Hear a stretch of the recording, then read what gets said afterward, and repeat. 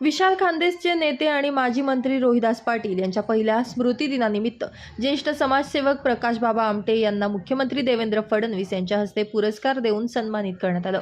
धुळ्यासह खानदेशच्या पाठीशी सरकार उभं असून कुणाल पाटलांना ताकद देण्याचं काम आम्ही करू, तसेच दाजी साहेबांनी पाहिलेलं स्वप्न पूर्ण करण्याचं काम देखील सरकार करेल असं आश्वासन यावेळी राज्याचे मुख्यमंत्री देवेंद्र फडणवीस यांनी दिले। यावेळी मुख्यमंत्र्यांच्या भाषणाआधीच मुसळधार पावसाला सुरुवात झाल्याने महिला कक्षामध्ये पावसाचं पाणी शिरल्यानं काही अंशी महिलांनी खुर्च्या रिकाम्या केल्याचं दिसून आलं। यावेळी श्री शिवाजी विद्या प्रसारक संस्थेच्या वतीनं पूरग्रस्तांना 51 लाख रुपयांचा निधी मुख्यमंत्र्यांकडे देण्यात आलाय।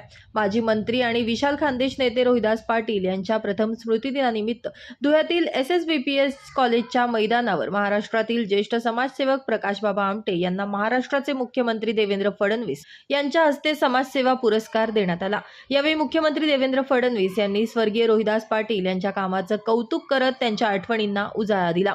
रोहिदास पाटील यांचं अपूर्ण स्वप्न पूर्ण करण्याचं काम कुणाल पाटील यांनी करावं आणि त्यांना निधी देण्याचं काम आम्ही करू असं आश्वासन फडणवीस यांनी कार्यक्रमाप्रसंगी दिलंय।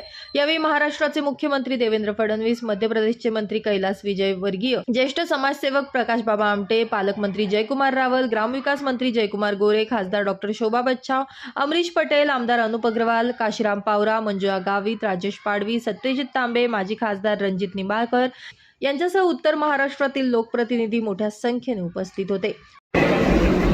हे सर्वसमावेशक वाक्य जायचे त्याच्यापैकी एक दाजीसाहेब होते आणि म्हणूनच मला असं वाटतं की त्यांचं संपूर्ण जीवन आपण एका चित्रफितीच्या माध्यमातून पाहिलं। अण्णांपासून झालेली सुरुवात आणि तो वारसा अतिशय समर्थपणे चालवत की 2014 माननीय मोदी साहेबांच्या नेतृत्वात या महाराष्ट्रामध्ये ज्यावेळी आपलं सरकार आलं त्यानंतर मात्र ही जी स्वप्न दाजी साहेबांनी बघितली होती या स्वप्नांना पंख आम्ही दिले, त्याला वेग आम्ही दिला, त्याला निधी आपण उपलब्ध करून दिला। आपले या ठिकाणी खरं म्हणजे जगतार रामजी असतील किंवा डॉक्टर सुभाष भामरेजी असतील, या सगळ्यांनी खूप मेहनत त्याच्या पाठीमागे केली। कुणाल बाबा देखील आमदार म्हणून त्याचा पाठपुरावा करायचे आणि मला असं वाटतं की आज ही सगळी स्वप्न निश्चितपणे पूर्ण होताना दिसत आहेत। आणि विशेषतः सुलवाडे जामफळ सारखा प्रकल्प की ज्या प्रकल्पाकरता डॉक्टर सुभाष भामरे, जयकुमार, आम्ही सगळे या ठिकाणी प्रधानमंत्र्यांना भेटलो। आज त्या प्रकल्पाने या धुळे तालुक्याचा तर संपूर्ण कायापालट हा पुढच्या काळामध्ये होणार आहे।